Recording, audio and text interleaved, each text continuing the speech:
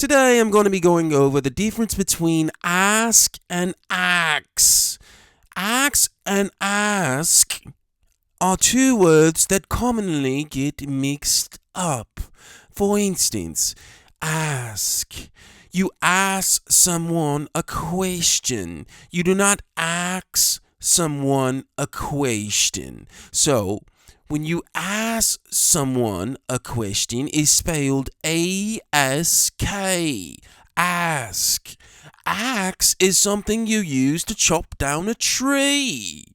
You use an axe to axe down a tree. You do not use an ask to axe down a tree. You use an axe to axe down a tree.